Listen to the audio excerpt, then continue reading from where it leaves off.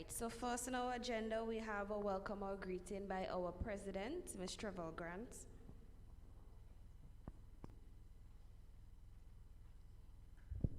Right, good afternoon again, everybody. We just want to really welcome you again this afternoon.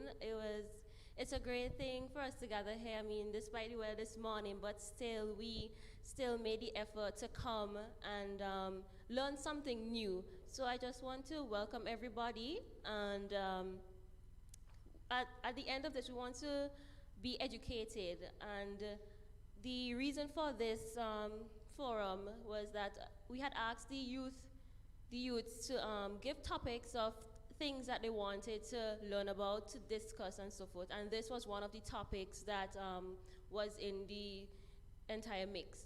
So I thought, okay, well, it'd be good if we can share it, not only amongst ourselves, but with the church at large. So to our listening audience, welcome, and to you, welcome, and I hope that we would not keep our questions to ourselves, and then when the presenters have left, be like, oh, but I didn't want to know this, and I want to know. Feel free to ask the questions. We're not going to bite you. We're not animals, right? So just make yourself comfortable and welcome again. So thank you. Okay, thank you, Trevor. And now we'll have an opening prayer by Shanika.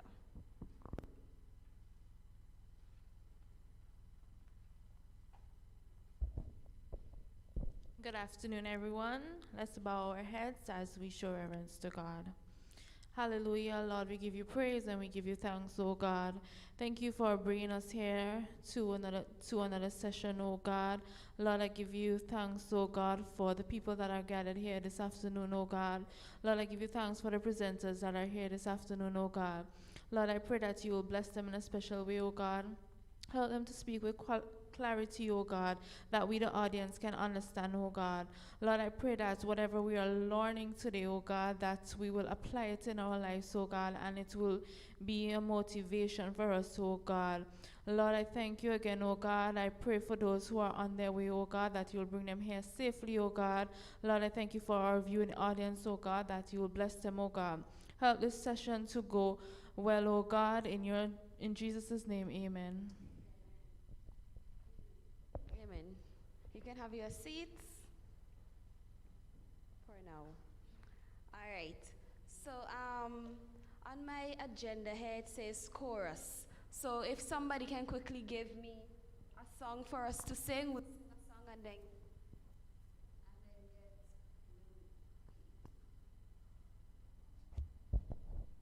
and then get swiftly into our presentations. All right, so Sister Malone is happy today. We're going to sing I'm Happy Today. So stand again with me and let us sing I'm Happy Today. 2, 3. I'm happy today. I'm happy today. With Jesus, my Lord, I'm happy today. He washes all my sins away, and that's why I'm happy today. I'm sharing my faith with Jesus, my Lord. I'm sharing my faith. He washes all my sins away, and that's why I'm happy today.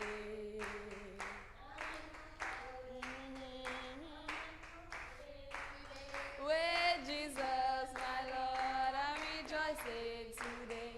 He washes all my sins away, and that's why I'm rejoicing today. Thank you very much. You guys can have your seats and let us prepare for our presenters. All right. So we have 2 presenters this evening, and I'm going to briefly introduce our first speaker. So our first speaker this evening is none other than Mr. James Campbell. Mr. James Campbell is from Spring Village.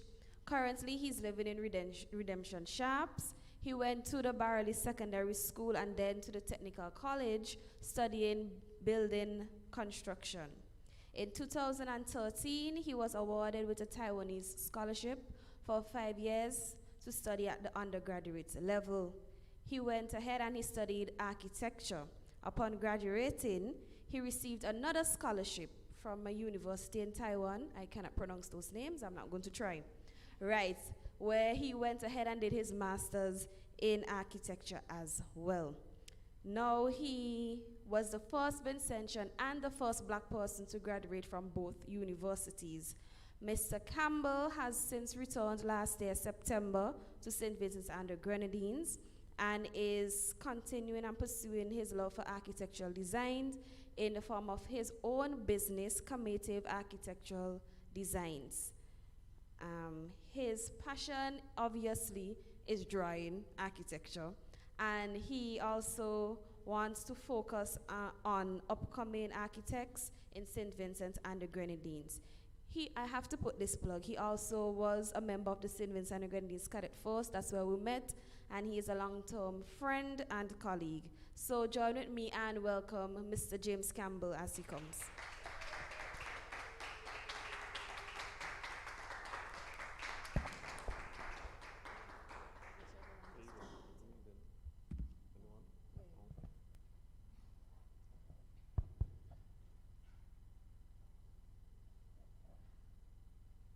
Good afternoon.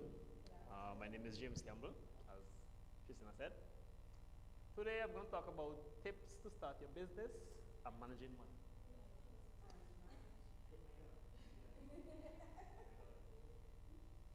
Okay, can I press myself?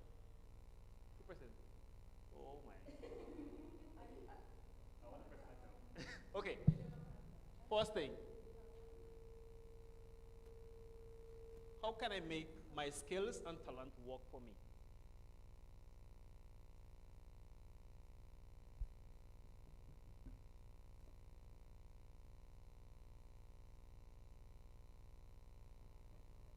Yeah. I love the person control, I think. I know it. Yeah.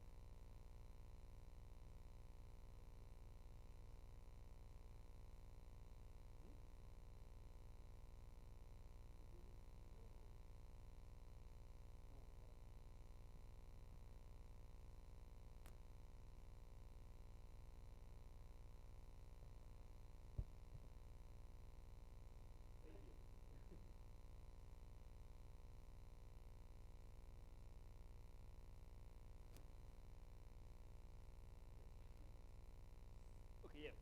First topic is how can I make my skills or talent work for me, right? So ask yourself this question. Question number one, what are my skills? Question number two, what do I enjoy doing? Question number three, what do my friends and family think I'm good at doing? Number four, what do I think about doing when I'm by myself, right? So what you can do is make a list of these things and cross off what you think can be turned into a business, right? Are we going too fast? Hold on a while.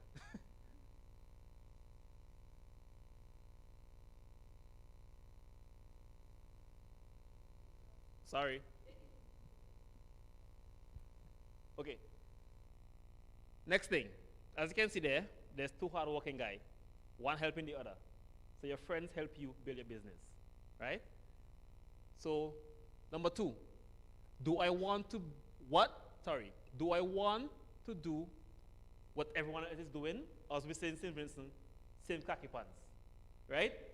So number three, how can I connect my skills and talent into a career, right? Always plan ahead. Always plan everything you do. Number four, learn as much as I can about my skills and talent. So you do research, you study what you're going to do. Okay? Number five, strength and weakness. So basically, you strengthen your strength and you work on your weakness. Okay? Number six, remember to never give up. There'll be always a hard times when you're doing stuff. Always never give up. Okay? Keep pushing. Next thing, turning my skill and talent into money. Everybody loves money, right? So, number one, know your worth. First thing, value your time because time is money. Don't just walk all the time, and then you don't know where your money is going. So, number two, value your product. So everything you buy is cost for something. So if you buy a pin, it costs probably 10 cents. Everything adds up in the ending. Okay? Don't be afraid to charge for your work. So you might say, I'm going to make a cupcake today. Cupcake is like $1. No. Your time, the flour, the salt, the yeast, everything come together for the final price. Okay? I can't bake. Right. Remember, you need to make a profit. So again, everything adds up to create your final price of your stuff. Number two, pricing. Your time is money. Remember, you always have to be in the budget of everything you do. Your time. Number two, cost of item you use to create your product and cost of marketing and promotion. So, for example, if you're gonna do, let me say, you're gonna build a pants, right? You have to buy needles, you need thread, you need cloth, and your time. So those four things come together to build the pants. Okay? So if everything you buy comes to $10, I know, it sounds cheap. $10, right? You gotta say $10 for the product, $5 for my time, and you want a profit. So you're gonna sell that pants for $20. So 10 for the product, 5 for my time, and 5 for profit. Right? And then also consider promotion and marketing as well. They're gonna be costly.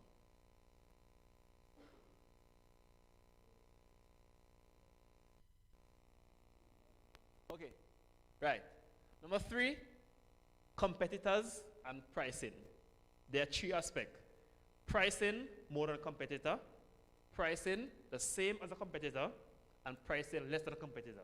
These things are things you consider when you're doing pricing. Because, for example, right, if you're gonna sell, again, cupcake, right?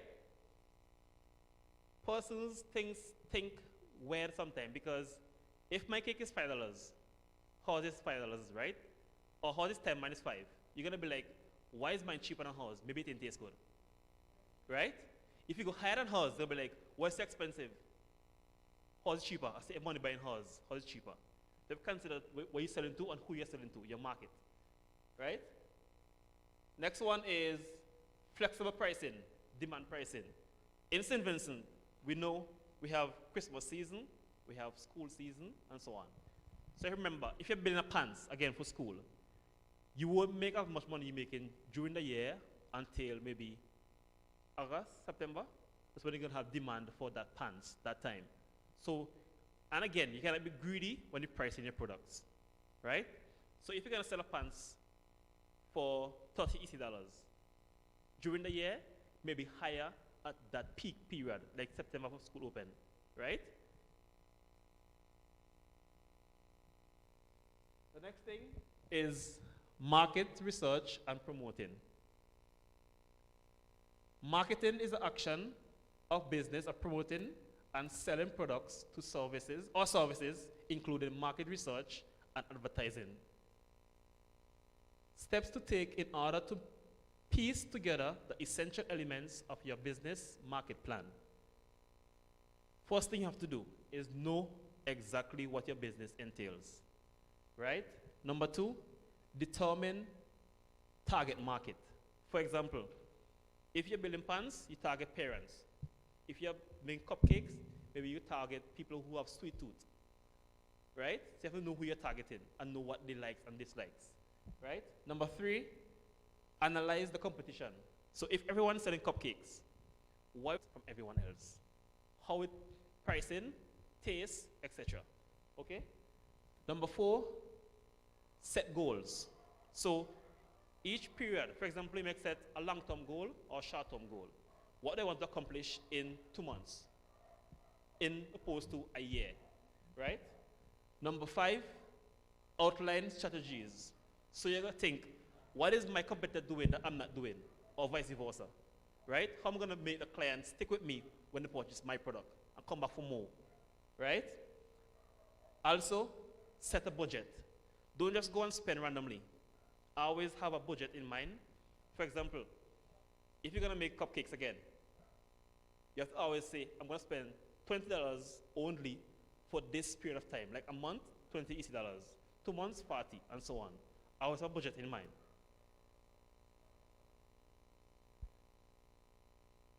What are you wrong? Yeah. Okay, right. Things to keep in mind to effectively market your product. Right?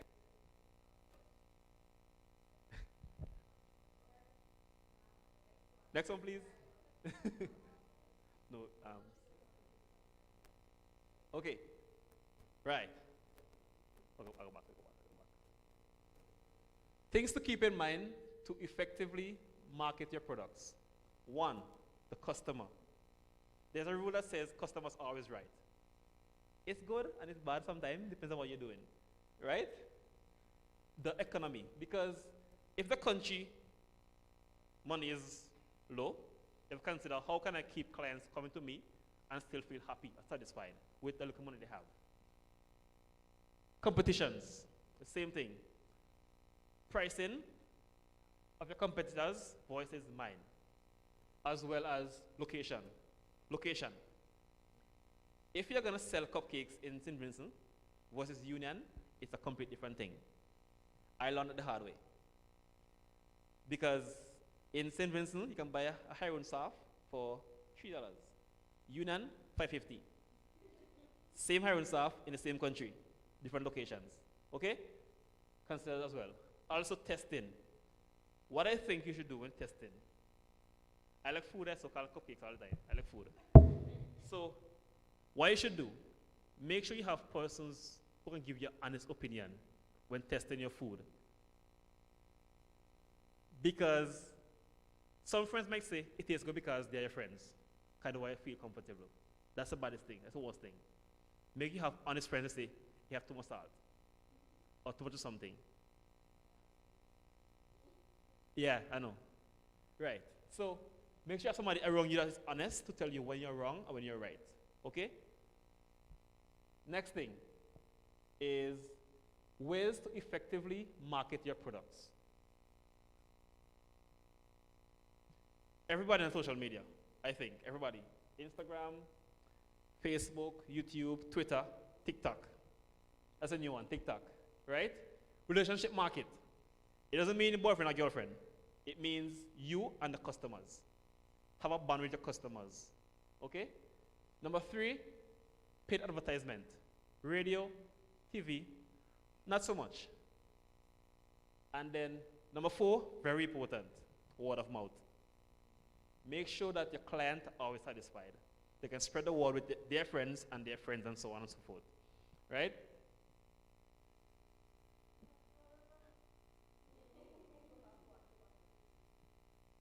Sorry.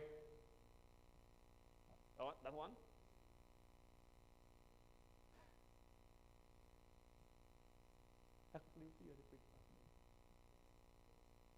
Yes? Go ahead now. Not yet? Okay. Market and business goals. Number 1, attract new customer while retaining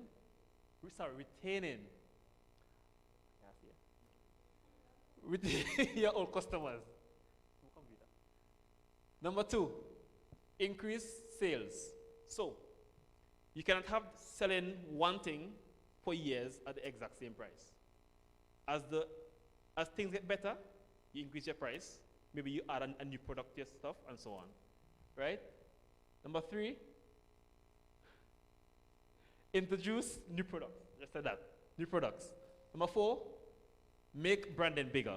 So you cannot have, say you have the radio ad one way for years all the time.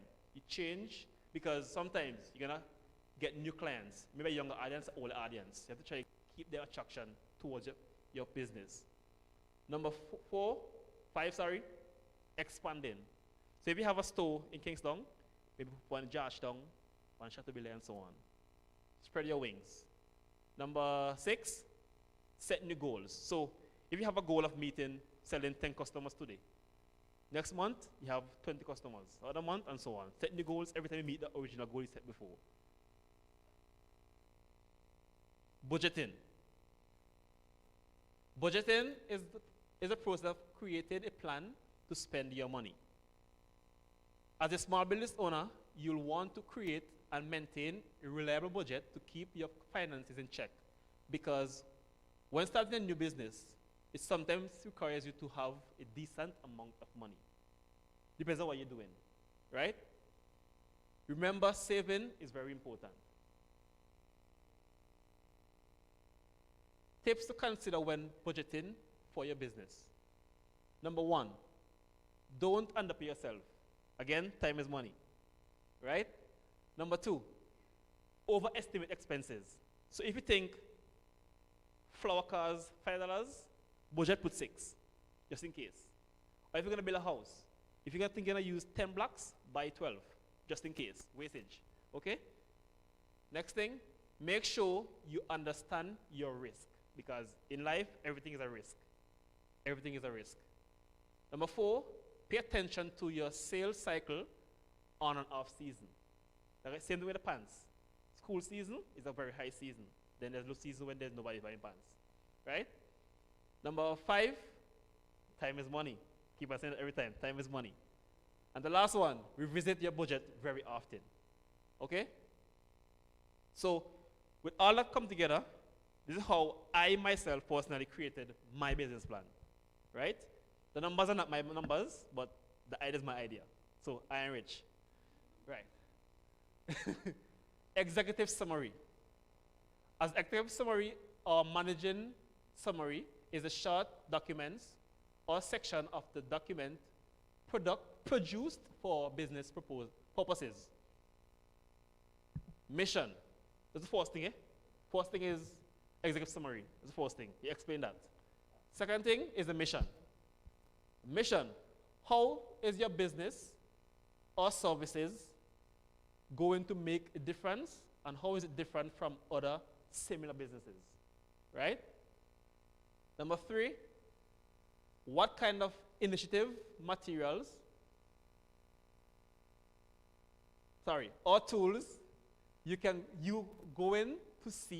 go to use to make your business be at the forefront. For example, how is my cupcake sale going to be better than Tris' cupcake sale, right? Explain how you're going to produce the product of your business. So for example, for me, right, I do architecture.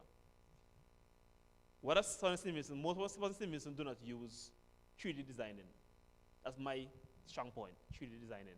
So you find the competitor weak point, and that will be your strong point, okay? Market segmentation. Identify all the different areas, entities involved in business you are going to do. Again, my business, I do architecture.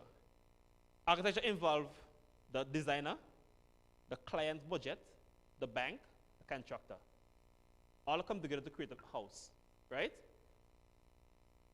Number 5, sales strategy. Ways that you can keep the client coming back, ways to attract new clients. So I break it down into a span, right? It's too far. Sorry.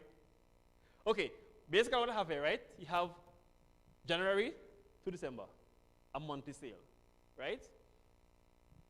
Over there is because of my business. Like I said, the client, the architect, the bank, contractors. But this one only have the architect, contractor, and the bank. Those come together to create a house, right? So each one play a part different months. So maybe the first 2 months is the architect. Then after that, the bank who does the loan. And then the contractor finish the building. So everything have a different aspect of what you're doing. This one is the same thing, but on a bigger scale. This is 1 year to 3 years. Same thing, but in years instead of months, right? The next one is competitive edge.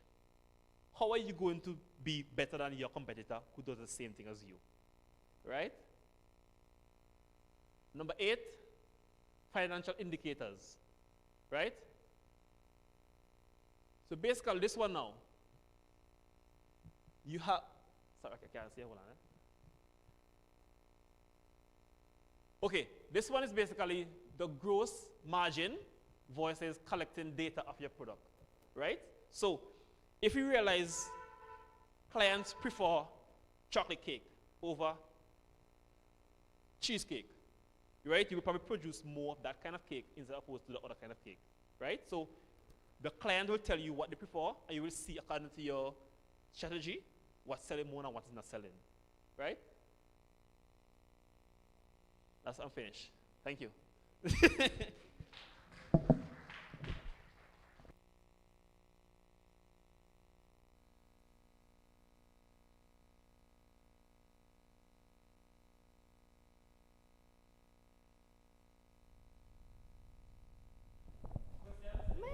You have the floor to speak a bit about schemative architectural design, probably a minute before we ask some questions. So, my business originally, okay, first of all, I had my name as my business name, James Campbell Designs, but because my name is popular worldwide, it's a bad idea because if you search James Campbell on Google, you're going to see a bunch of different things. So what I create a word that do exist with my name in it. So it's commative. Commative is basically Campbell and creative come together. Commative, right? The business began like 10 years ago originally, but the name come together last year, April. Because what I was going to create, see the whole namesake thing is why I created the new name. And I'm a person, I love to be my own boss and do my own thing, right? So what I offer 4 different kind of things. Interior design, the full house design, your yard design, and a big land space of design. So it's called urban design. So if you want to design a whole Kingston, I can do that. The whole Kingston by myself, right? If you have a space like this, and don't know what to do with it, call me, I come, I measure up, and I design for you. If you have an empty land, same thing. I come, measure up, I give you a design, right? So I have 4 different services. You can find me on Instagram, Facebook, at Community Designs, right? What else? All right, I hope you have business cards so you can I have meet them. business cards. All right, great. And I can tell you he is an amazing, talented architect, amazingly talented. All right, so we have our question and answer segment. Do not move, Mr. Campbell. Right, for those who have questions, and I'm pretty sure some people have questions, whether it's questions on the slides or questions for his type of business or his field. So you guys can indicate and come up and use one of the mics designated.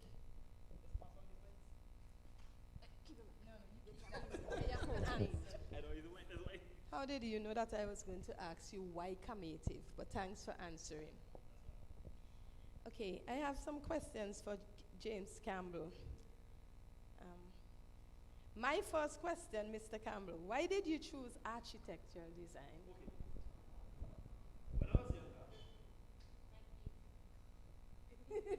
When I was younger, right, I originally began to be an artist, not an architect, right? I used to watch and draw anything. But then when I realized now in St. Vincent, it's no money in St. Vincent to be an artist in St. Vincent. Because you paint a picture, everybody come look at it, they like it, and they're gone. That's it. So I changed from artist to architecture when I went Farm 3 to do for CXC and so on. That's why I changed over to architecture.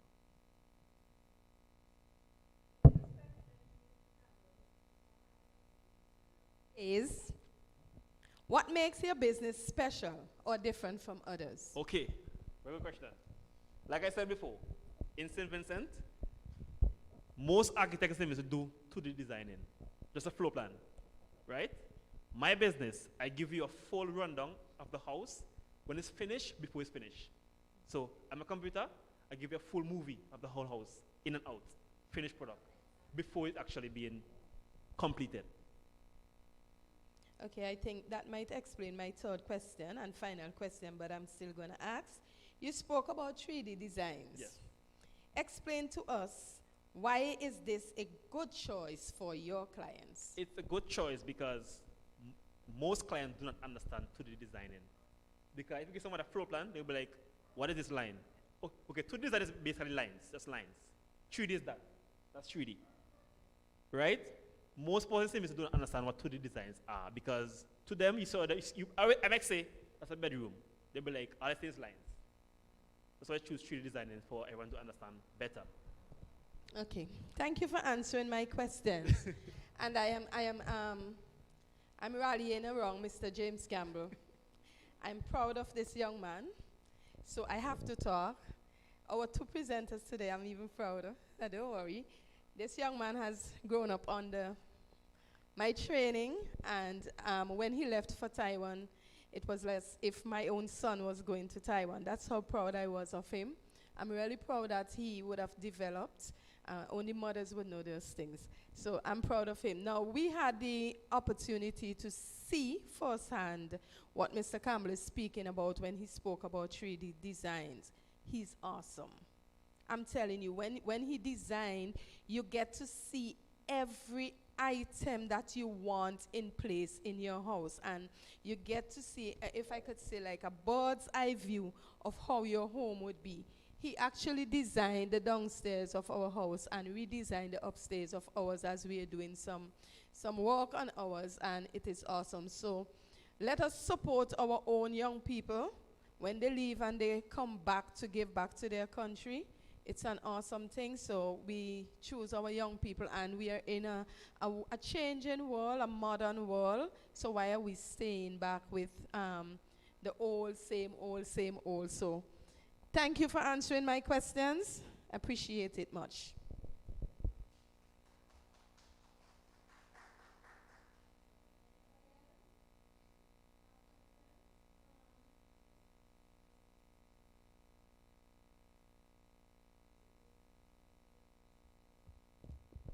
Okay, good afternoon.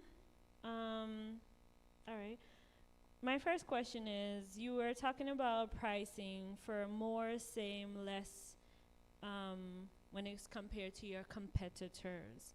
What would you choose to find a balance? How would you find a balance in that?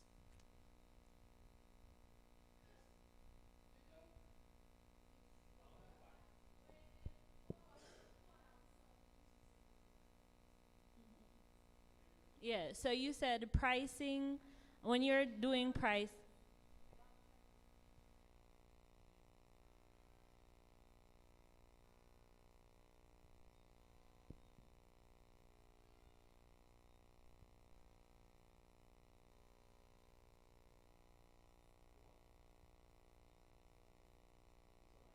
Yes. Uh-huh. So you said pricing more, pricing the same, and pricing less. So how would you find a balance in this?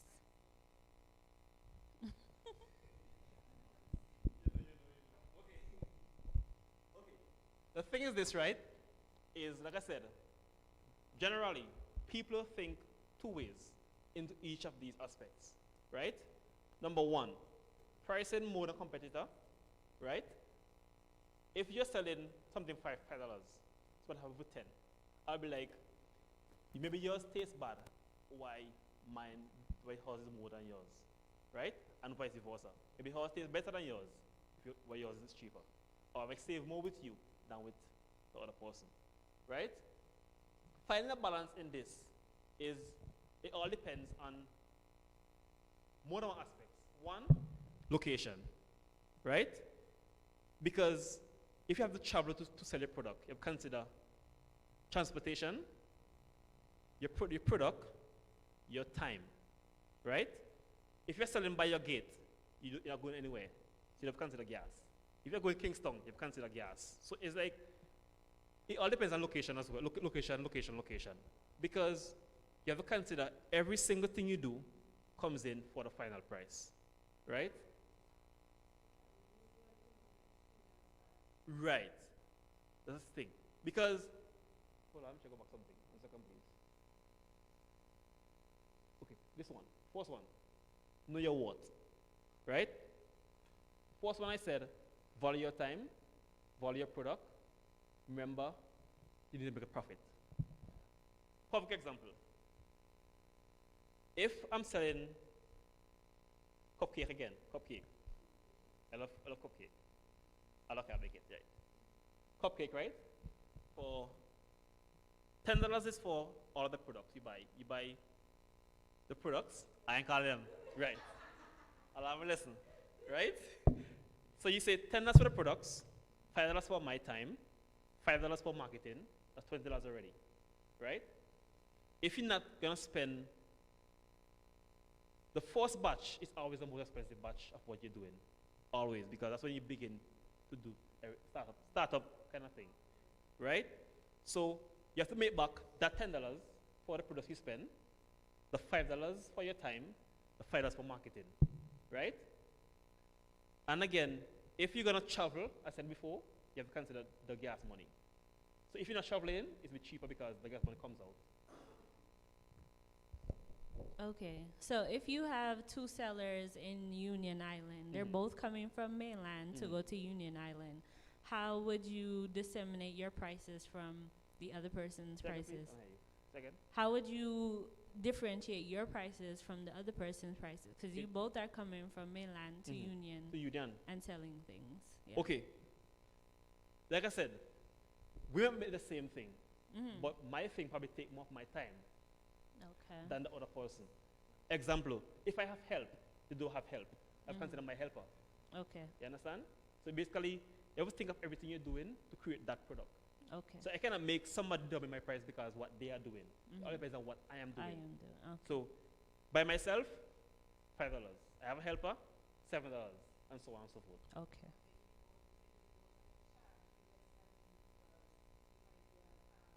Friend Right. so far. Right. Okay. Yes, basically that. Everything comes into play, basically. Okay. Yeah. I see. I see. All right. Thank you.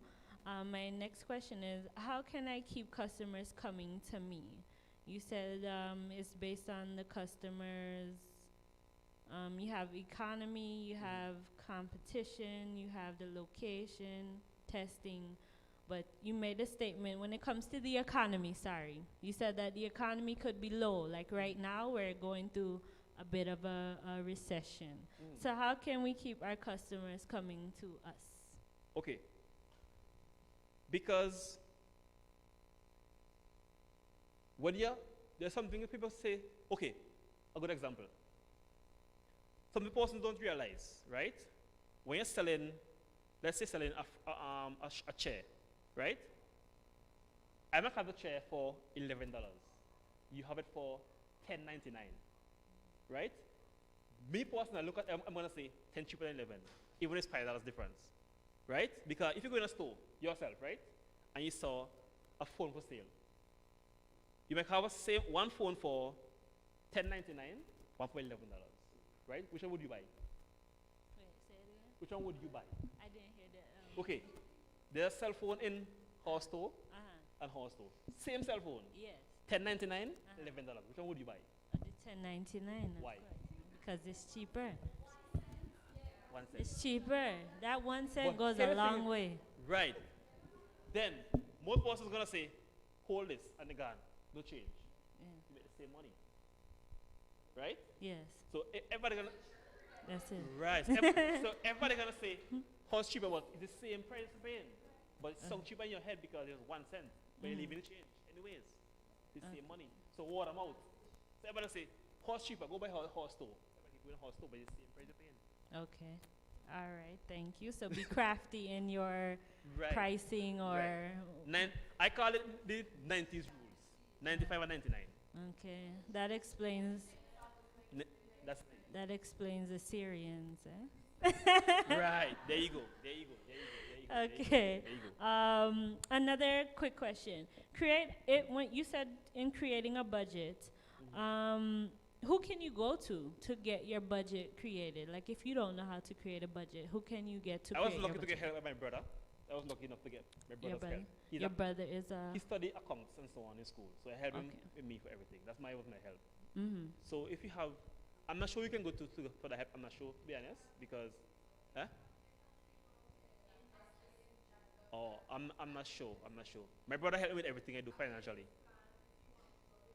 My brother. Oh, okay, okay, okay, okay.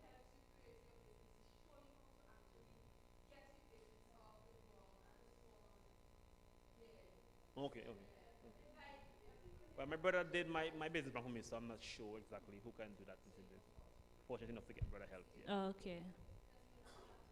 Yes. Yes. Okay. So you should either get a friend or you could check out Invest SVG or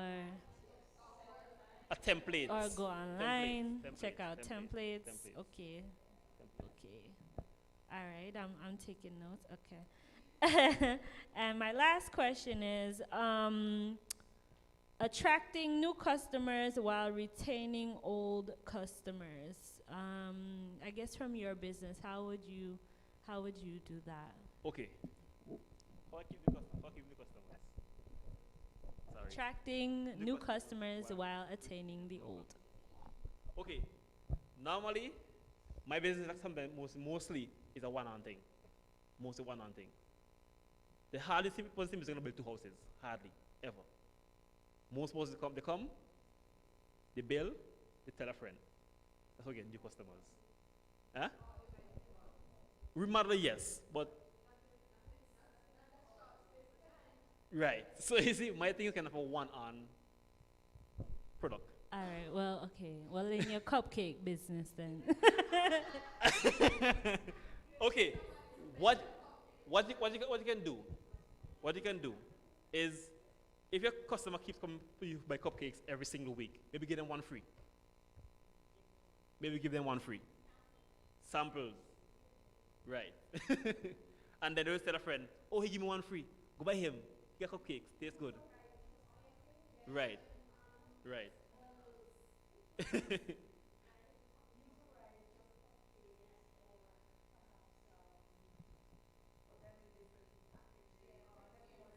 Right.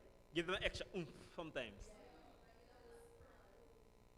Or when you come, I give you, let's say I give you a cupcake and maybe a slice of other cake and so on. Something extra sometimes. Keep it coming back. Yeah. Extra cupcake.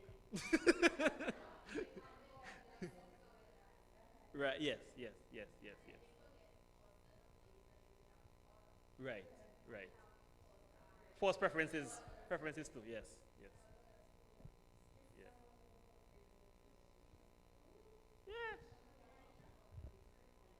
Yeah. Thank you, sir. I have problem. taken all of the information.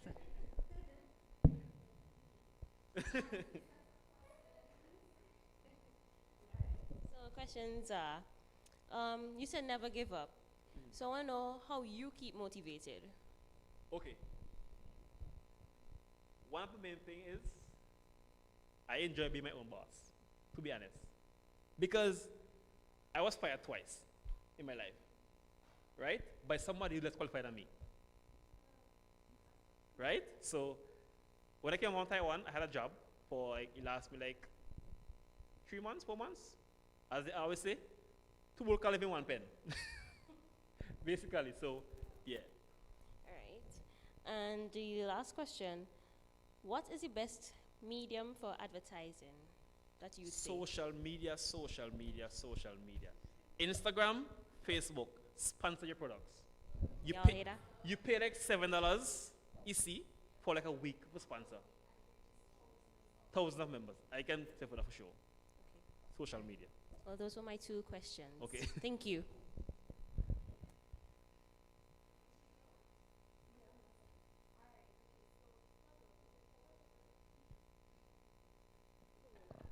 Right. So we're going to just get a quick 1 minute snippet of one of the examples of his 3D designs.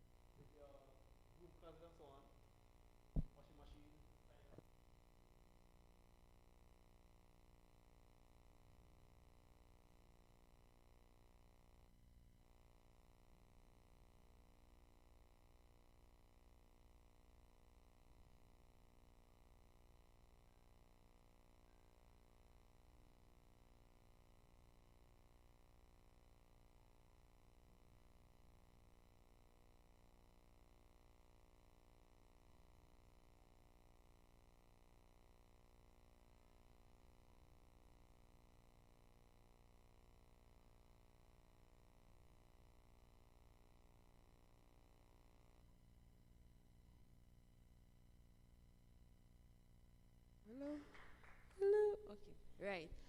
We want to thank you very much, Mr. Campbell, for your extensive and enthusiastic presentation. All right, don't go anywhere. Just have a seat. Right, right. So we're going to hold on a second. Okay. Right. So we're going to welcome our next presenter. I hope you are still enthused and excited. All right. So our next presenter this evening is Dr. Idalia Ferdinand. Dr. Idalia Ferdinand is a Christian and a member of the New Testament Church of God at Wilson Hill. She's an educator and a cadet officer where she currently holds the rank of major. She is employed as a senior education officer with the Ministry of Education and is a specialist in disaster management. Dr. Ferdinand attended the Girls High School and then went on to sixth form at the St. Vincent Grammar School, back then called it sixth form. She was a teacher for her first stance in her career, a teacher of geography. She then went on to the Mona campus, UWI Jamaica, to study geography at the undergraduate level.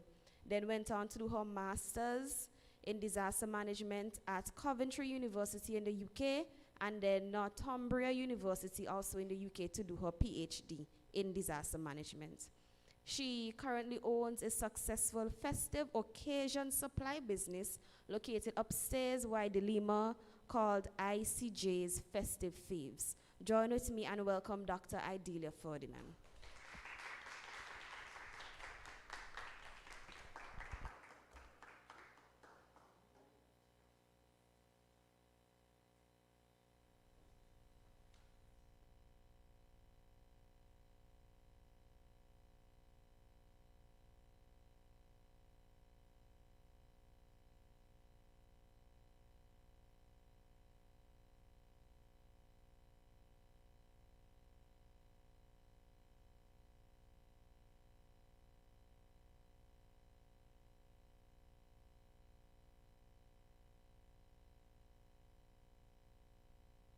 Right?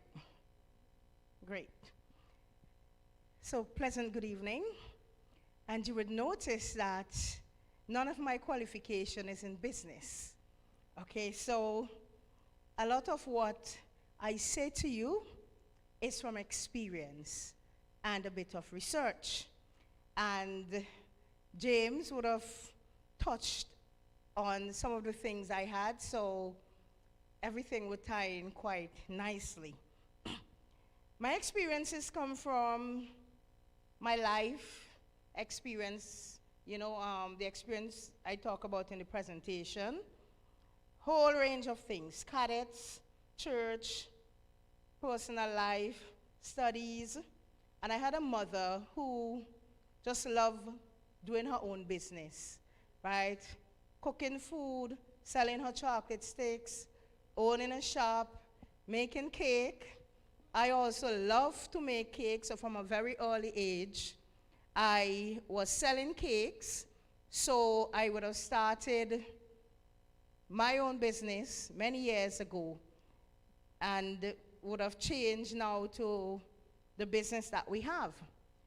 And in addition to that, my sister and I have always talked about owning a business, right?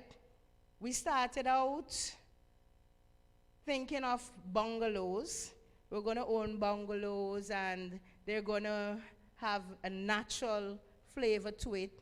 Vincy stuff, bamboo, light lampshades and bamboo tables, everything bamboo, the dishes and everything made from local stuff, like calabash and all of that.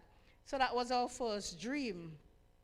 Then, because our mom loved to cook so much and we were always cooking and sharing and so on, we thought, maybe we'll own a restaurant and we'll specialize in local food and all of that.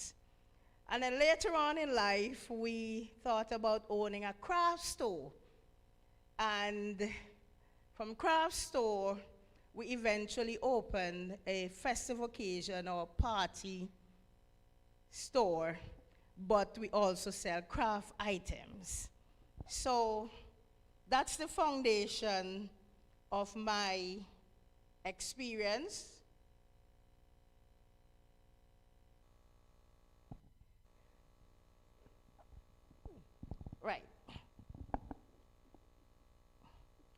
So the first part of the presentation is setting the context, and I started doing that.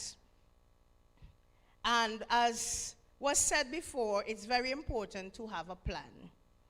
And the point is, even if you cannot do your own plan, just put all your ideas down on paper so that when you get somebody to develop the plan for you, they would have most of what they need. Okay, so don't worry about not knowing how to write a business plan. Just get your ideas. It's all in your head because every business starts with an idea, right? So once it's in your head, get it down on paper and go from there. A plan helps you to visualize better where you want to go, right? It helps you to see the big picture. It's like your roadmap. It will direct you to your destination of either starting or growing your business. Don't be hasty though, right? You may not have all the funds. You may not have all that it takes. Take your time and you will get where you're going in due time. Now, the focus of this presentation is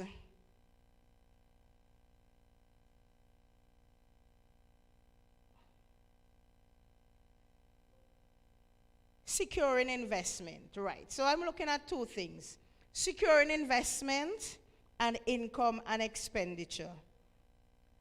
So there are different ways that you can get investment for your business. We know that every business takes money, right?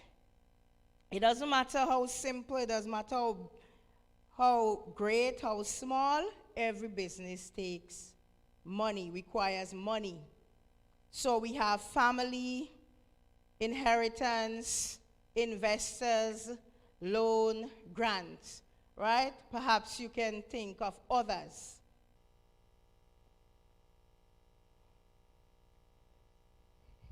Family. Now, it's important to understand that while family is supposed to be there to support you and everything, not all family would be willing or interested in your business. Okay? That's the first thing you need to note. However, if you have reliable family members, they can help in different ways. So they can invest their time, and as James said, time has value, right? So in everything, always, and I was going to talk about cake, right? That was my example. If you're baking a cake, in addition to the ingredients, your time has value, so you must add that in. So I'm really glad that he made that connection.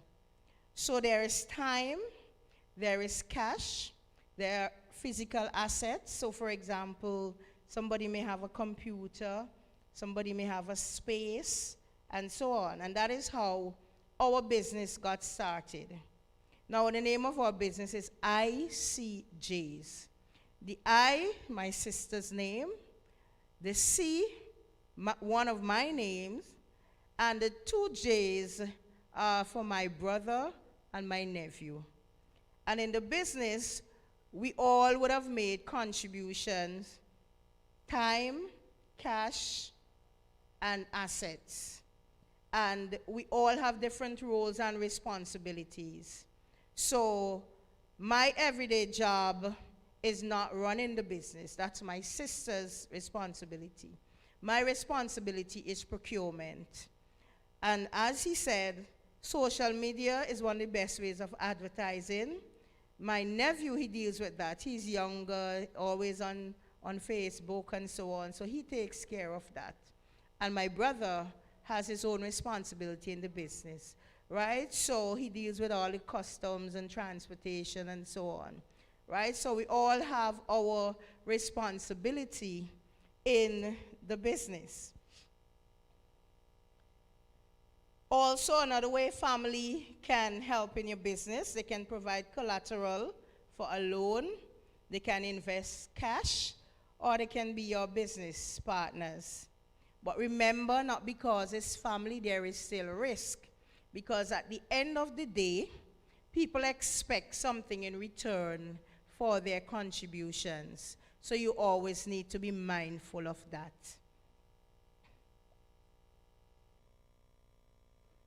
Okay, and I put an inheritance there because you don't only get inheritance from family, but you can have friends and loved ones, you know, who can give you something. They can leave something for you in their will and so on, or even while they're living, you may take care of somebody and they may not be able to pay you, but they may say, I have this piece of land, or I have something, you know, that I can give to you as a way of saying thanks. And that can be a jump start in terms of assets to start your business. But be cautious. Do not put all your eggs in one basket. Leave room for little or no growth before things actually start to take off. Right? I was told that in the first couple of years, don't look for no big profit. Right? And that is so true. And also, we have to think about things like COVID. Because, for example, for us, our business relies on gathering. And so when COVID just started and everybody in lockdown and gathering reduced, it means that many persons were not having parties and celebrations. So there weren't a lot of sales. So early, we had to start thinking about what are the alternatives.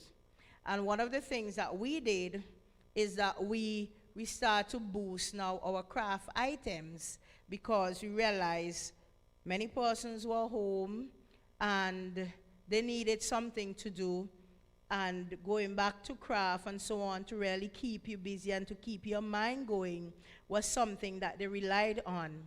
So we start promoting more and start adding to our supply of craft items. Okay, so that was one option that we took.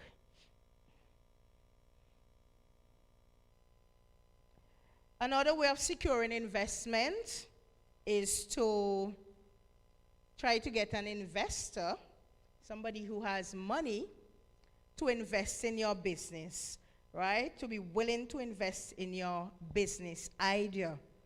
So you see how important the plan comes in here, right? Because you have to be able to take something to them to say this is what the business is about. You have to be able to sell the business convincingly to somebody who has money to make them want to invest in your business. But also know that in doing so, they are going to have expectations. They are going to be looking for something in return. Either the amount that they invested, just straight, just give me back the amount that I gave to you, or give it back to me with interest. And they may give you a percentage interest as well. Or I can partner with you, be your partner in the business. So I own a part of the business, right? And at the end of the day, I am expecting a certain percentage of that business. But I will caution you that you need to be careful about investors, right? Especially if you are just starting your business and you are dealing with someone who is seasoned, a seasoned business person, and who knows certain things that you yourself may not understand. Don't be too hurried to agree to things before really going through it, perhaps seeking the advice of somebody else to see whether you are really going into something that is going to benefit you in the long run.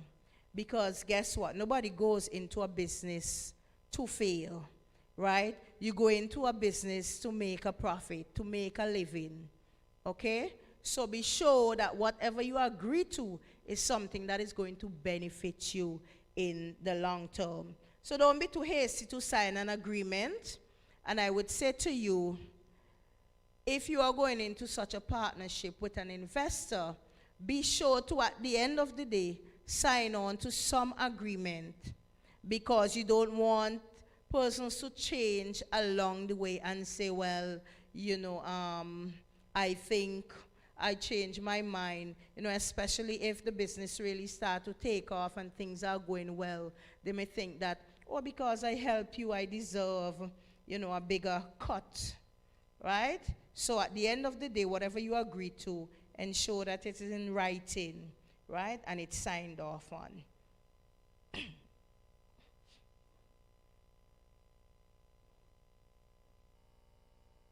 And of course, you can get a loan. There are banks, credit union, and other start a small business. You may not have the startup cash, or you may not have anything to put forward. Okay, so again, you can get a family member or somebody who is willing to bear that burden, but ensure that you have a repayment plan, and you will be willing to make sacrifices to ensure that you meet that commitment, right? Especially if someone is really standing that burden for you. And of course, you have grants, for example, where you do not make a repayment, but you are expected to keep track of what you are given and that it is used for the purpose for which you received it. So for example, here in St. Vincent and the Grenadines, we have the prime grants, and there are different amounts that you can get, and depend on the amount, your business plan again comes in very important. So you need your business plan in order to get certain amount from that grant, right? There are other programs that may be designed to assist and boost small businesses, and grants are usually competitive. So again, you have to be convincing in terms of what you are offering. And I heard James talking about it before in terms of why you, right? What are you offering that is different that somebody else isn't already offering? So really, when you are starting your business, you have to think about, okay, are there so many people doing this business in my particular area, or how can I make it different? So again, I will talk about cakes because, that's one of my areas, not just cupcakes. So let's say you want to do cake making, and we are seeing so many persons doing cake making. What can you offer that is different to what they are already offering? So perhaps, everybody makes sweet cake and they think about the persons who have a sweet tooth, but what if you can make cakes specifically for diabetics, right? So that they can still enjoy cake, but not with so much sugar, for example. Okay, so where are the gaps, right, in the market that you can cater to? Again, do not limit yourself to, let's say, okay, prime grant, I did not, let's say you apply for that, you did not get it. Look for other opportunities to fund your business. Do not get discouraged, right? Because there may be so many opportunities, not just locally, but regionally and internationally that are there that want to support small businesses, especially in developing countries. Okay, so even if you do not get funds locally, try and see what other organizations, whether locally, regionally, internationally, that are offering support for your business. So those are just some options of securing investment for your business or securing funds for your business, right? And you can perhaps think of some others, but those are some of the more common ones. And like I said, we went with the option of family. So we would have invested cash, so who had little savings, which is why it's so important to save. And, you do not need to have a lump sum to start saving. If you save a little bit today and another little bit tomorrow, I have a saver at home.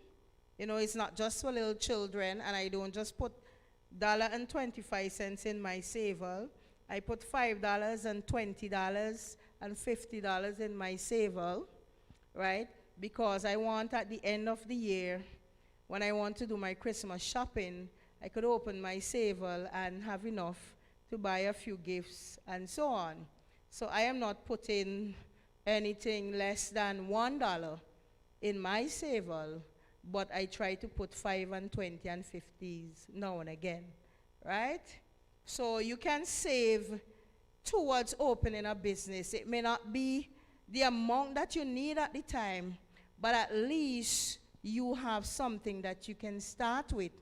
And having something to start with can convince somebody else to join with you or to help you because you are helping yourself.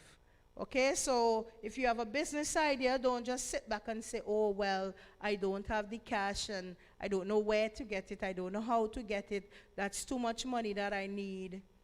Start somewhere, right? And if you start somewhere and you take baby steps, you can get where you want to go. So the next part of the presentation, and it was touched on too, is managing income and expenditure. Excuse. And the key to managing your money is to always have a budget, right? I learned that very early in my life. So every single month for years, I have a budget of how I am going to spend my income. So when we started our business, that also became a part of my responsibility because I am used to budgeting how I spend my monthly salary. Okay? Managing your finances, your business finances, or otherwise begins and ends with the budget. Okay? Because you can have a budget with projected expenses, and then you can update it with actual expenses. Okay? Budgeting must be habitual. You must get used to it, right? And the thing is, these days you don't necessarily have to have a book and pen, but if you're that person who likes to use a book and pen, fine, right? But there are programs that can help you, even on your phone, to you just put in the numbers and they will calculate everything for you, right? So it can be a whole lot easier now. It gives you the overall picture and allows you to easily manage your spending based on your income. And so it makes it easy for you to decide, okay, this month, only a certain amount of money came in, and my projected expenses are way more than that. So I normally say cut and paste, right? There are some things that would be priority. And you ensure, okay, you have to pay the people rent, you're renting a facility, and you need to pay rent, okay? So that is part of the priority. And you go through the list, and you prioritize, and you take care of those. And there may be the others that you could say, all right, I could take off 100 here, I'll make up for it, when things are better, and so on. And so having that budget in front of you helps you to make those decisions.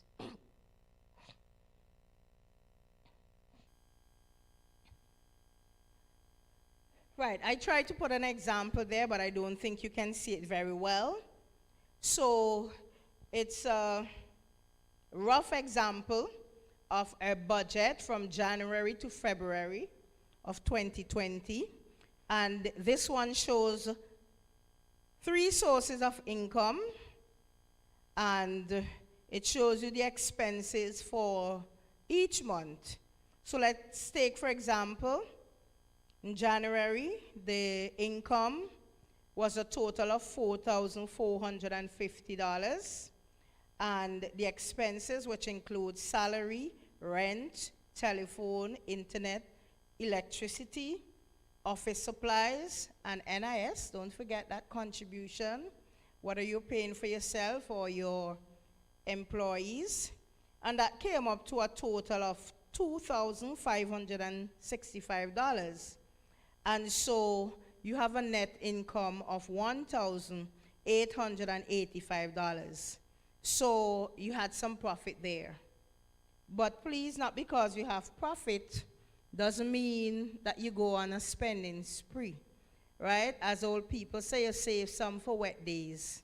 And remember, in 1 month, you may have cut something off the electricity bill, right? And so you need to consider that. You also may have a loan to repay, and you may have asked, because of COVID, the bank may have say, all right, we're giving a moratorium, and just remember that now when you get your little excess, that you may need to pay extra, right, on your loan the next time, okay?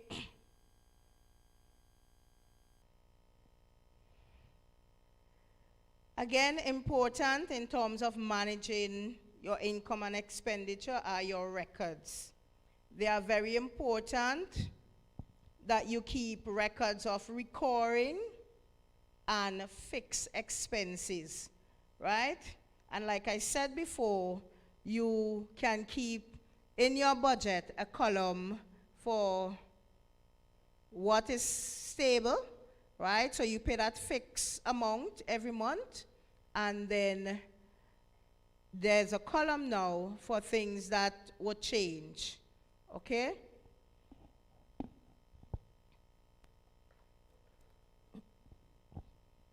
You must follow the budget as much as possible and make adjustments where necessary. And I highlighted it. Please keep a separate budget for personal income and expenses from that of your business. Again, old people say don't mix business and pleasure, right? Personal expenses, business expenses. So what I did for our business, for my personal budget, I use Excel. And so when I started our business, I added another sheet, or I added to that sheet on the other side, business expenses, okay? So I keep them separate, but I keep them on the same page so that I could track them just by looking at one sheet, okay?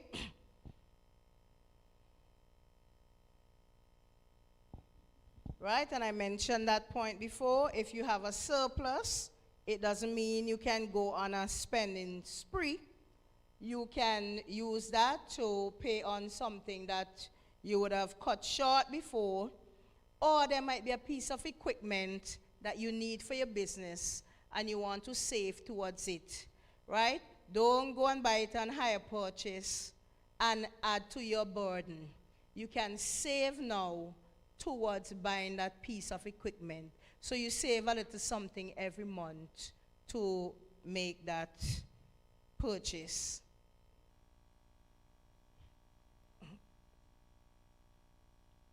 And this one is really, really important. Patronize your own business. If I want a sweetie that costs 25 cents. I go to our store and I said to my sister, can I have a mint? And I gave her the 25 cents and she cashed it just like any other customer, right? And that's what we all do as a family. If I need something for a party or something, I go to the store and I purchase it from the store. I don't just walk in and pick them up because it's our business, right? And I learned that from my mother, okay? If we wanted anything that she was selling, we had to buy it, right? Because she needed to know how much profit she was making from her sales, okay? So purchase from yourself. Keep proper records, receipt, and documentation so that when you're ready to do your annual report, and yes, do your annual report so you can know how things would have gone for, well, each month. You can do it on a monthly basis so that you're not rushing to do it at the end of the year, so that when you sit together to plan for next year, you are doing it based on your records, okay? And as was said before, everything has a value. Even the intangible things, such as your time, has a cost, right? And the example I had there, if I'm baking a cake to sell, I have to put in a cost for the time to make the cake, and especially if it had some detailed icing that is going to take you 3 hours to do because of the details, right? And if we make a donation, we also put a value on it. And we keep that in our records as expenses for the business, okay? So that at the end of the day, we know we spent this amount for our products, and we made that amount on those products that we bought, right? So it gives us an overall picture of the cost of running the business, the cost of keeping that business in operation, and whether we are actually making something from it, okay? Or there will be really no point in doing a business.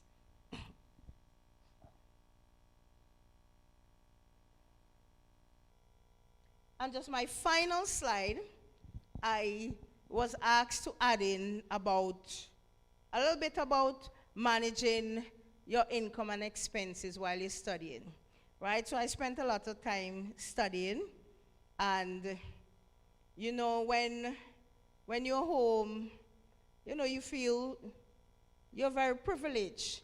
But when you're out there in a foreign country, you don't have family and friends, and you cannot run to mommy and say, Mommy, I broke this month, give me a $20. You know, when you're out there and you realize that you have no one to go to, it really helps you to pick your pennies, right? So it helps you to manage your finances, and every single penny counts. So when you go off to study, again, your budget will guide you. So have your budget. So you realize that in everything, you need a budget. Whether church, school, home, business, your budget is important. It's your roadmap, okay? Ensure that things like tuition, accommodation, and those large critical things are taken care of first, right? And I learned my lessons well about those things. I was studying in the UK on a US-based scholarship, right? And when you exchange from US to pounds, you get less money, and the cost of accommodation and tuition increase every year, but the scholarship doesn't increase, it's fixed. So at the end of 3 years, I found myself £1,000 short for my accommodation, okay? And there were other stories. But I am a praying woman. I'm a Christian and I'm a praying woman, right? And the Lord sent help. So I worked. I got some contribution from my church, through my church, that I was attending at the time. And with all of those, I was able to pay off my outstanding amount, even though I was on scholarship. And I just want to emphasize here the importance of tithing, because while studying, I got £100, sometimes a week, sometimes a month, from my dad, sometimes every 2 weeks, right? That was outside of scholarship.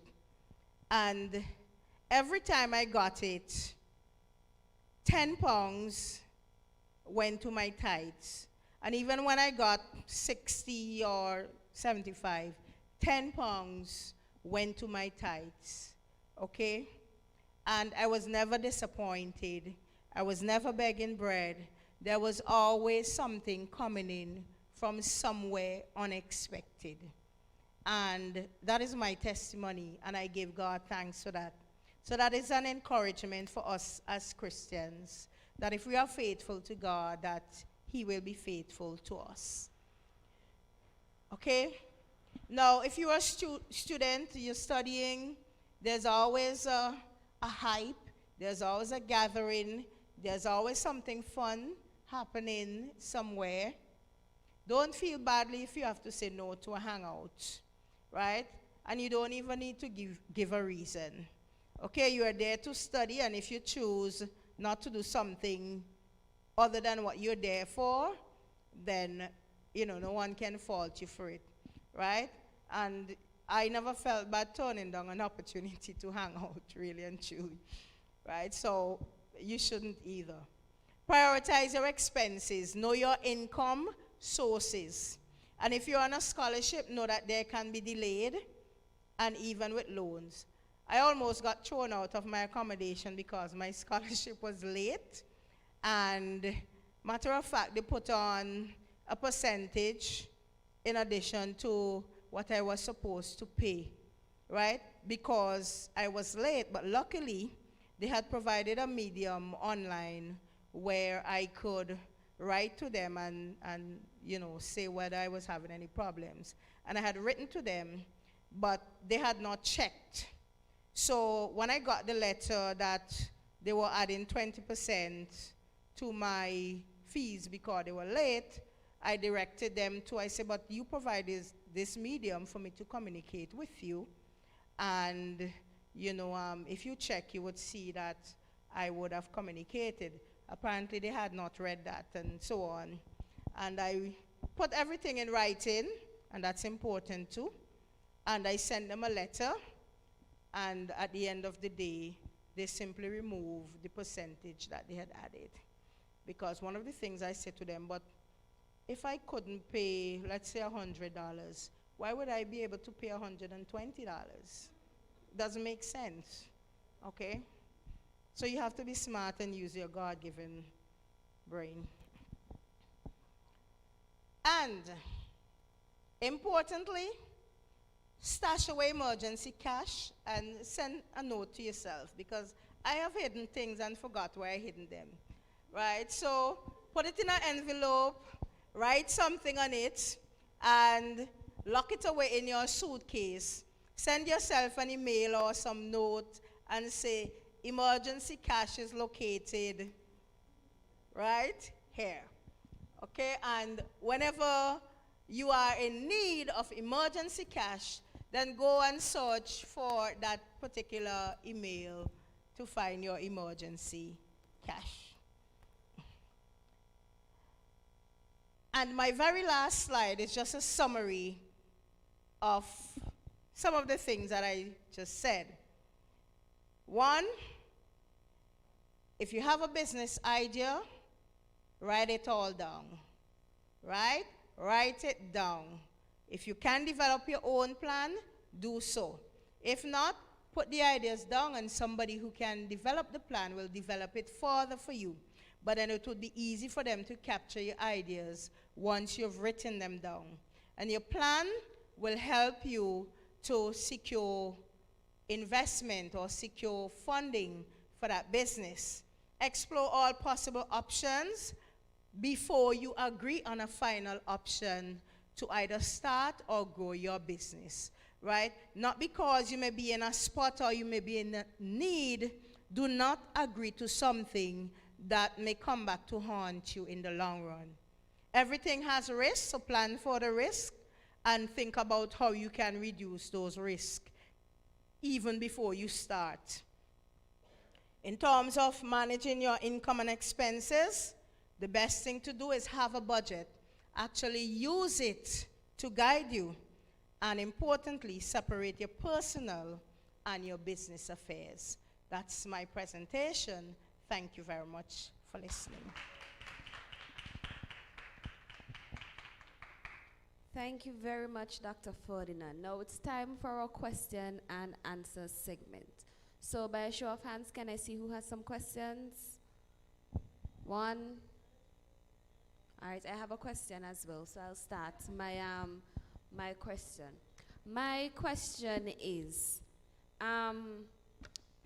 what was the most difficult part in you starting your business? Like, from James. James has not a physical store or anything, so he doesn't have to worry about paying rent for a store and all that kind of stuff, where you have a store and all of that. So what was the most difficult part of setting up your business? I would say money, right? The way we started is, although we were thinking about starting the business, we had not really made a final decision. But I went on vacation and I walked into a store and I was like, yes, this is what we're going to do. And I started buying a few things. So I bought a few things, I sent them home, and we were advertising on Facebook, doing our little thing from home, because we didn't really have enough to outfit a store. When we were looking for places, and then when we eventually got a place, we still didn't have enough.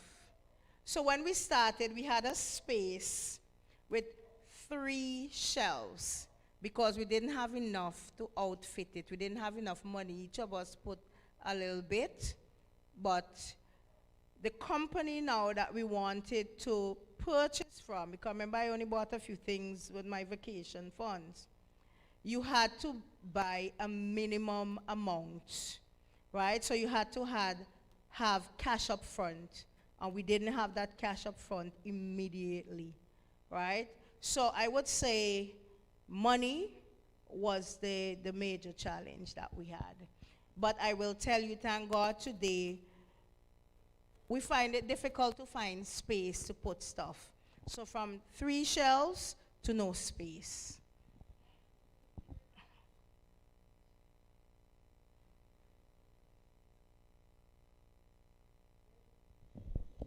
My question, Dr. Ferdinand. Well, I'm not sure if it's a question or comment or statement, whatever, but I'm going to say it anyway. Now, you, in your business, in Festive Faith, you started out with, as we would term it, party stuff. But you would have added craft. Now,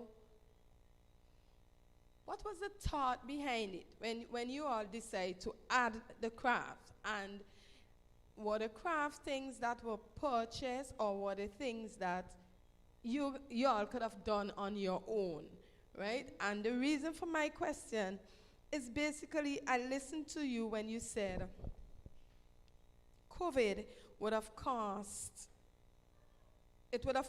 you, let's say, to lose business because people weren't celebrating. Right. So there wasn't that type of income. So I'm taking it that the craft would have kept the business afloat.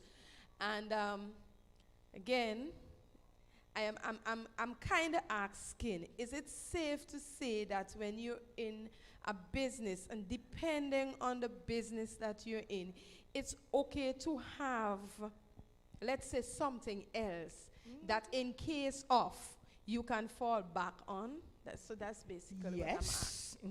Yes, so very important, right?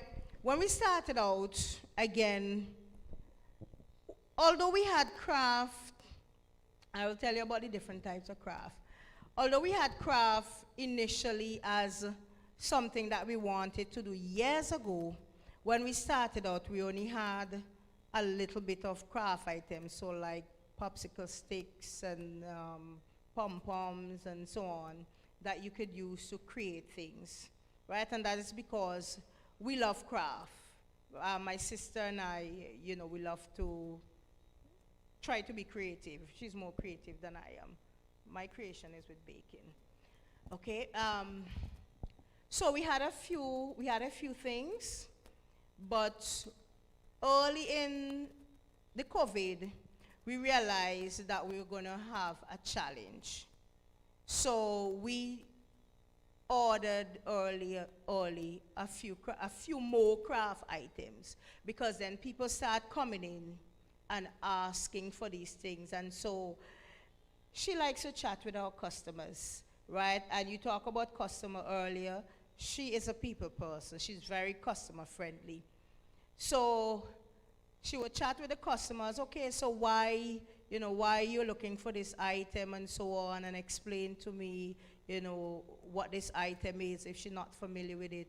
And they would say things like, well, I lost my job, I am home, I have more time on my hands, I used to sew before, and I want to get back into sewing.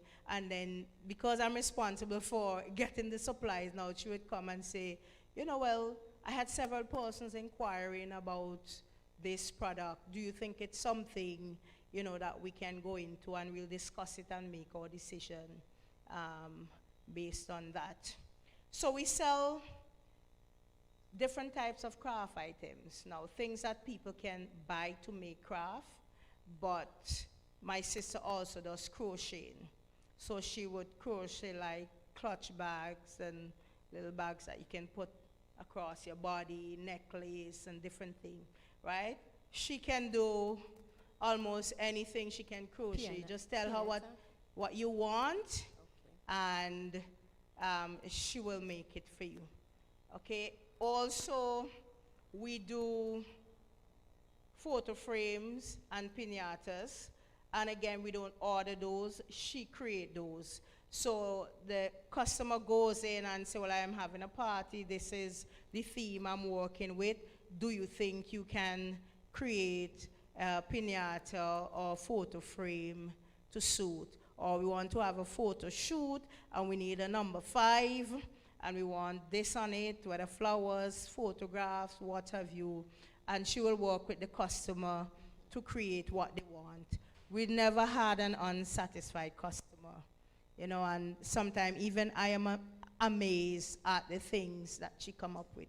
She's made shark, she's made mermaid, soccer ball, house, just about anything, right? Yeah. Okay. And also, in addition to craft, we have sold snacks, because like you said, you always have to have something to fall back on. So we do school items as well, so we have in there some pens and some flash drives, little things that we think, okay, even if people are not celebrating, they may come into the store and, they have children, they may want a snack and so on. So yes, you have to have options. Okay. I hope James not thinking about going and making cupcakes. I can bake the cake for you. We'll do that for James. I can bake a cupcake for you. You just tell me what is your favorite, whether chocolate, cheesecake, orange cake. Tell me what do you like in it. Do you like icing? Whatever it is, I can create you cupcakes that keep you coming back for more. Awesome. You hear that, James? She's selling her business. Good idea. Good advertising. She'll have to pay us for that.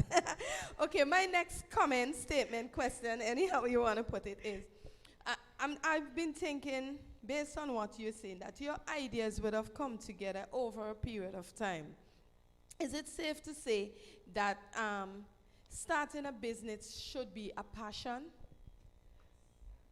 Well, I think so, because, the passion is what drives you, okay? it drives you. And so even when things are dead and things look bleak, that passion is what is going to keep you going, right? And I even say to people when they ask for advice in terms of career and what to study, I say ensure that whatever you do, that there is some passion in there, right? So the skills, the knowledge, the gaps in the market and so on, all that is important. But if there is no passion, then when things get tough, you are likely to give up really fast. Okay, thank you very much. Those were my questions.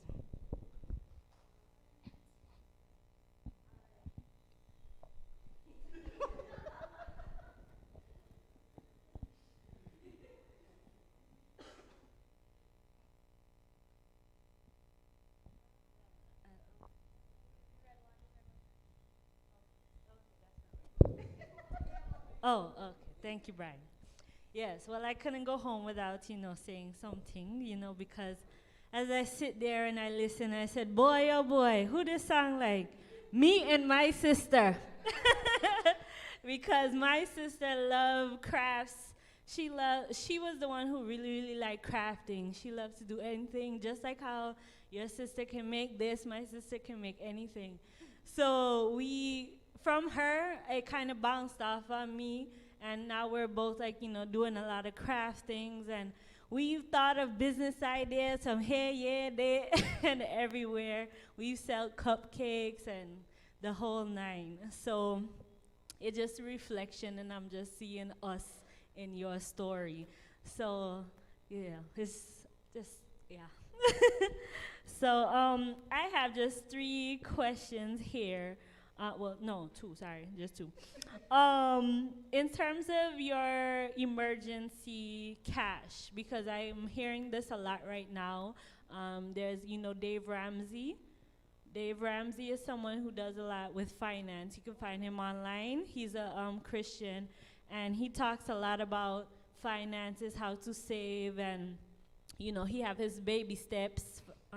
So he tells you about debts and then savings and then how to get your home, etc., etc. And first of all, he starts with having an emergency account.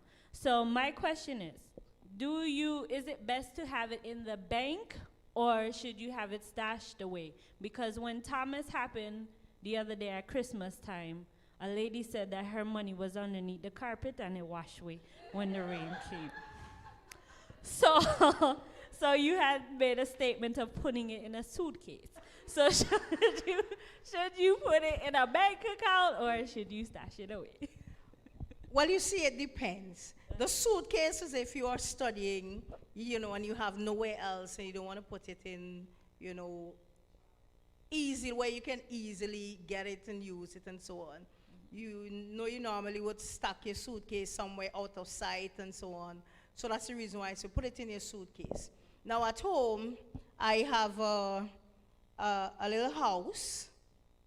Boy, I wonder if I should say that. No, you don't have to, no, we are online, so you don't have to give it, don't give any specifics. Right. Yes. Now I have a piggy bank, right? I'm like, okay, I have a piggy bank, okay? And well, I already said before how much I put in my piggy bank, right? So that's a 1-year thing, right? So I would consider that small money, okay? But if you have big money, find out who do fixed deposits, and I have done that already before, right? I had a fixed deposit that was towards my graduation after my first degree, right? You get a lump sum, and you put it in a fixed deposit, let's say for a year, right? So if you know when you're going to need that money, let's say you're working towards a project, you put it in a fixed deposit, you get an interest on it, right? And when the time comes and it matures, then you get it from, that fixed deposit, right? There are other types of savings that some of the lending institutions or the banking institutions may have. Even some insurance have some type of system where you can get back, right, some savings and so on. So you can explore the different options that some of the banking institutions have. You know, that's so big money. If it's small money, what a bed, carpet, what have you. Yes. Okay.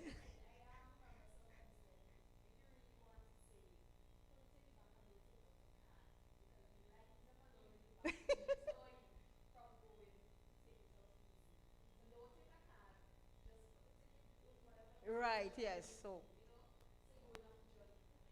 that's good too, you know, because you're right. I have two accounts, and one I don't keep. I don't have a card for that because it's not for that kind of arrangement. Here in St. Vincent? What do you mean?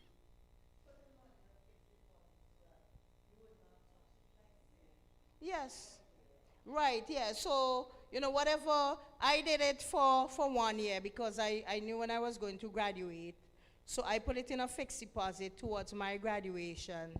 And so when I came home to go back for graduation, then that's the time I went and got that money because it was for a specific purpose, right? So maybe they may even have longer than a year and so on. Right, right. End of the day.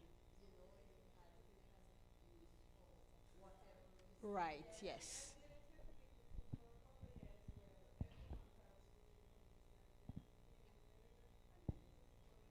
Yes.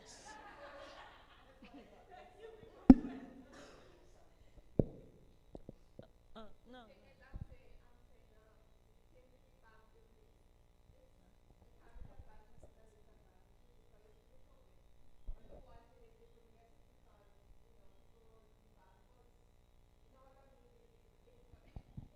Well, maybe that's a good thing because it's still there. Maybe that's a good thing if you couldn't get it immediately because you know that it's there. It's secure. Yeah, well, you can eventually get it, once you weren't in such a great need. It's still there. And the reason why you couldn't get it was just because of the rush, right? Is that what you mean? Mm.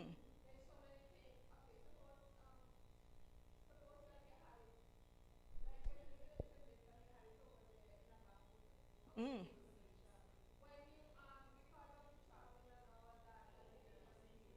Oh, okay, and you didn't have your card, you couldn't do no card transaction? Okay, okay, okay. Okay, right. So there might be some drawbacks, okay? But you see, yeah, yes. Put it in one of those institutions that would secure it for you. But also be mindful of which institutions that you use, right? And I always tend to go for government institutions.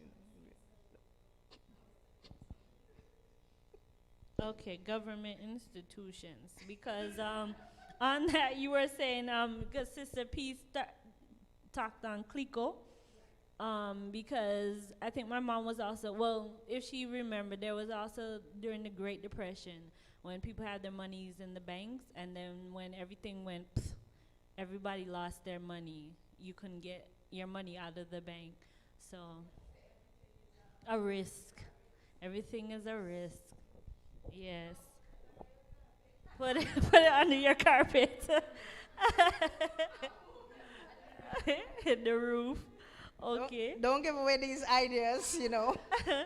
Another question is, someone asked, is there a maximum on how much you could put in the fixed account? Like, do you have to start off at a certain lump sum amount? I am not sure. It depends not on sure. the arrangement in that particular institution. So it would vary depending on the institution. Okay, Yeah. okay.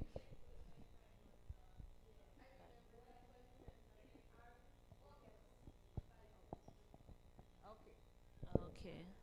All right. Yeah, so Yeah. oh, it depends. Okay, well, so I'm just letting others know that you can check And just to add, credit unions are really, really good because I know that when I was in the regular banks, they were taking out my money for, all kinds of things. And I said, you know what, I'm done with that. I'm going to credit unions. And I'm thankful because my money just grows instead of reducing. So credit unions are really good. And insurance, I went to a session at one of those investment things for work, and they were talking about insurance. Like, you can get insurance, like health insurance, you can get health insurance, and they take out the money every month or whatever. And then they have other insurance where, as you're paying for the insurance, if you need to take out money from that, you can. So there's different kinds of insurances. So young people, if you're looking into insurance, ask them, is there a way that if I decide that I don't want this anymore, or if I want to take out money from my insurance, can I do that?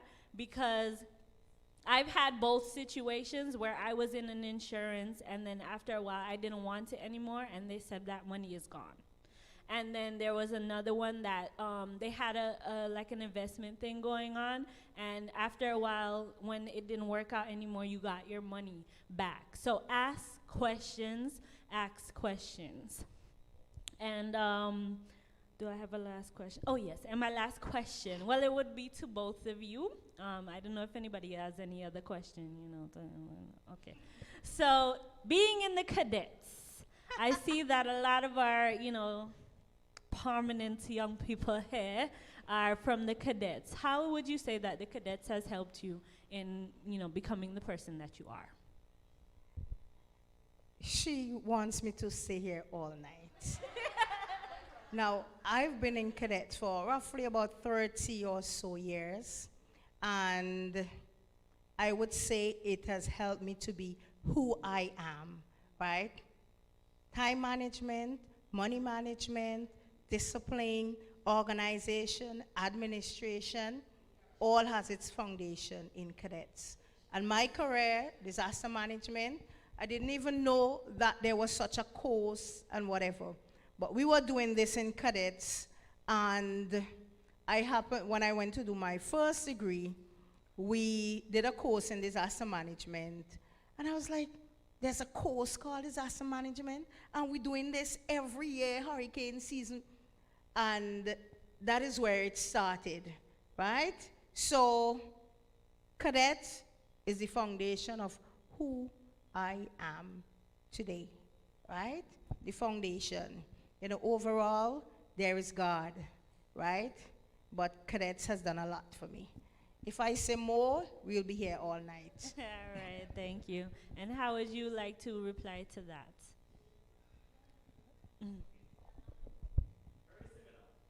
It has to be similar. He was one of my cadets, right? And one of my children. Right? Funny enough, right? This one is my teacher in secondary school. Geography teacher. Yes. So, yeah. Okay. One of the biggest thing is time management. Time management. Because me personally, I'm always late. But in cadets now, if you're late, you get punished. So, yeah. I have to make sure you reach it on time, before time. If it's sweaty, you get punished. So, biggest thing, time management. And it's basically helped me to mold into the man I am today, I can say that. Because before cadets, I was a very dorky person. Many things, you tell me, James, do this, I'm like, but in cadets now, punishment.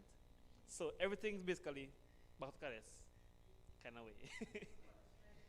Punishment works.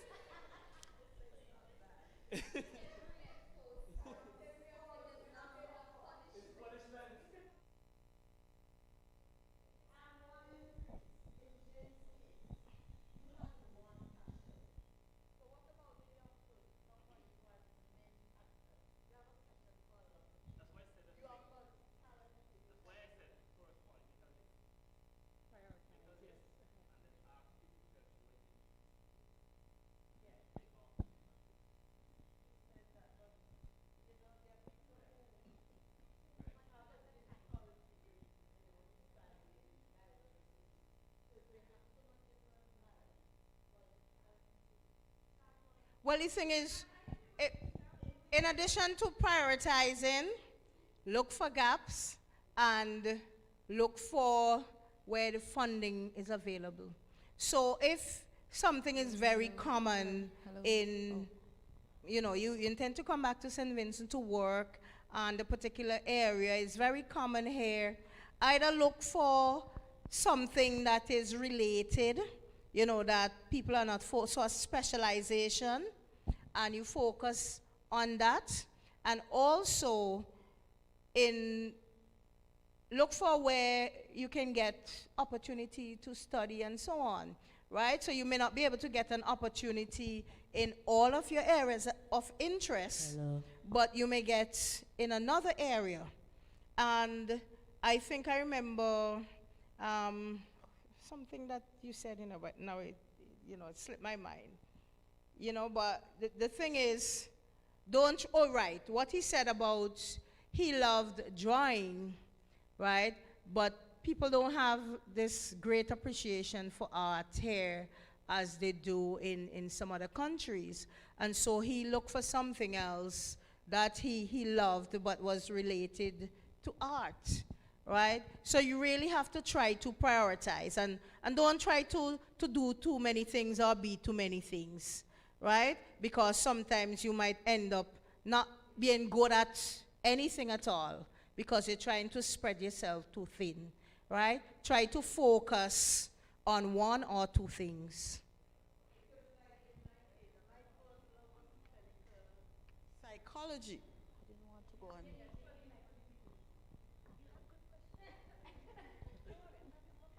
Okay, my first love was clinical psychology. And way back, it was very difficult to get a scholarship to study clinical psychology, and I wanted to study in England. So what happened is that I vetted for teaching. I love teaching. I love to educate the mind. And then later on, I did counseling, guidance counseling and so forth, which I also love. But when I did do the test and all like that to see what my greatest aptitude was, it was really for the psychology, because I just love to know how the mind thinks, how the mind works, and all like that. And I find I have an intuition for that, because I could look at you and I could think what comes to my mind. If I discuss it with you, that will be what it will be what is happening. So, and then among other things. But I find here in St. Vincent, now the young people, they have a lot of opportunities. And I usually encourage them to grasp the opportunities. The world is at their fingertips. They can do almost anything they want to do. But way back, like in my day, you have so much things you're good at, you want to do, but the opportunities are not there. You have to settle for something less.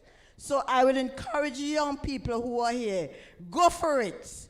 If you're doing something now and you feel you want to do something else, and like in my day, you were stuck in one area, but now you can change and go into different areas. So that's my encouragement to you. And you are so right. Don't limit yourself.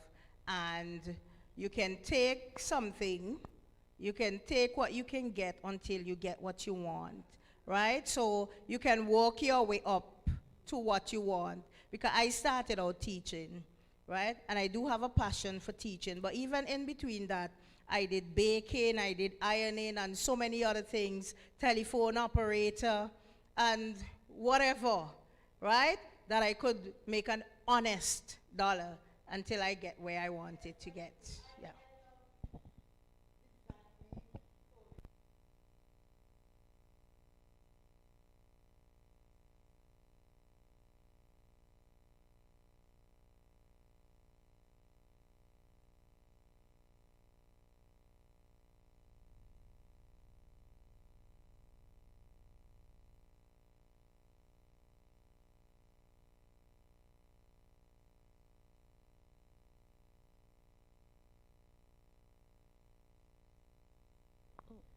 Go for it, yes. Well, I didn't hear, I know I'm not over this answering question session, but it's in me. Kimana or Kirtland, do you have any questions that are pondering on your heart? You guys have been very quiet. Fiona, you have any questions, I always like to hear from the quiet ones. No, nothing pondering? Don't leave here and ask me any question. I don't know. Okay, all right. So I guess they're good. Yes, yes. But you can feel free to ask your questions afterwards too. If you prefer to do one-to-one, that's fine. Okay? And just one final thing before I put down the mic is you're not too young to start a retirement plan.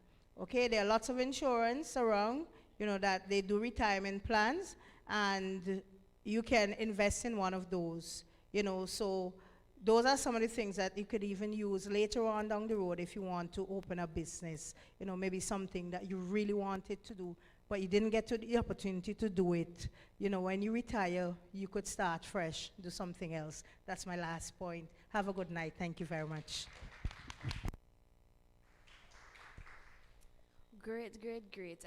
I'm not, oh wait, I give it a vote of thanks. Right, I was just going to say I'm not giving the vote of thanks, but apparently I am. But before before I do such, these presenters today, I don't know how you feel, but they were great. I learned a lot. Some of the things I already knew, and I also just realized that Minister Williams and myself were basically are the same people. I will talk to you after for you to understand, but we basically are the same people. Every single thing and passion she just talked about, I realized that we technically are the same people. So I get the energy now. All right. On behalf of the Calder New Testament Church of God Youth Department, our executive, I think, yes, every single member of our executive is here today, if I'm not mistaken. Yes, we are.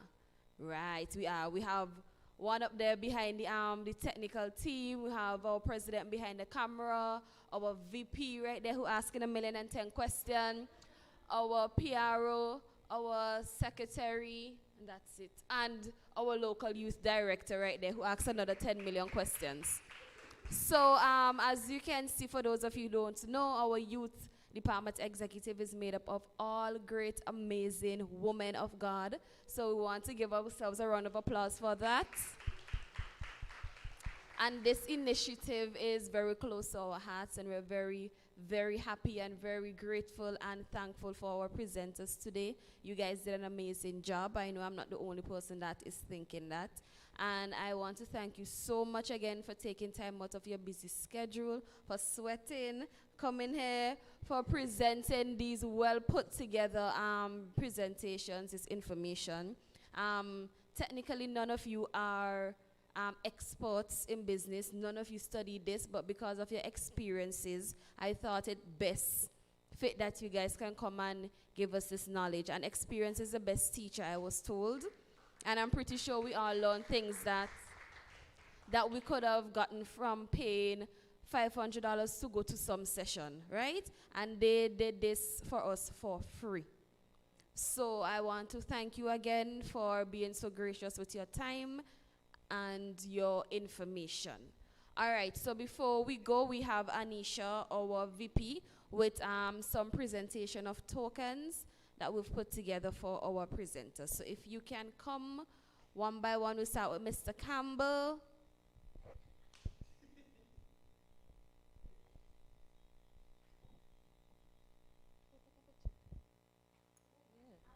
Oh, yes. Okay, well, Mr. Campbell, I just want to say thank you again for the knowledge that you employed on us. You're a great young man, doing what you have done. You said you are the first one to have graduated. Wow. Let's give him a hand again for that. Wow, wow, wow. Yes, so we just want to give you a small token, but it's something that, you can keep and remember us by. Yes. So we are thankful, and we hope that you will come again and be blessed. Thank you. Blessings. Thank you.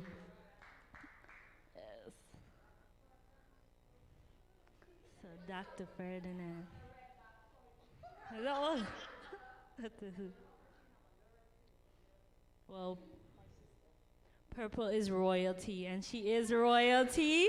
Yes, she is a royal lady. I see her all the time at church, and I know about the business, but now I know who runs it, so I will support. Yes, so I just want to say thank you again, Dr. Ferdinand. I want to say thank you to both of you because you are people who went away and then you came back and you are showing and giving your knowledge back to your communities, and that's what it's all about. So we just want to say thank you, thank you, thank you.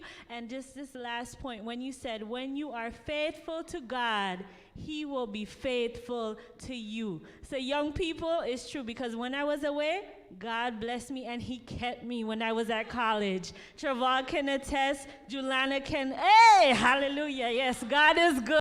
He is good. So pay your tithes, all right? So we want to say thank you again, and hope that you will come back again. Visit us on Sundays, you know? Yeah? All right. Blessings, blessings. Thank you.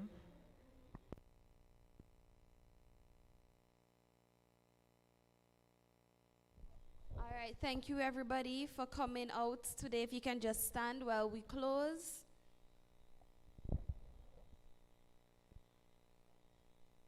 All right. Dear Lord and Heavenly Father, I want to thank you for bringing us here this evening, Lord. We had an amazing session in your presence, an amazing session educating our youth and our church body as a whole on the realities of life, of managing money, creating businesses, and trying to inform ourselves on the things of this earth. Lord, I want to thank you for keeping us, for enriching our minds with the knowledge, and for being in our presence today. In your most precious name I pray, amen.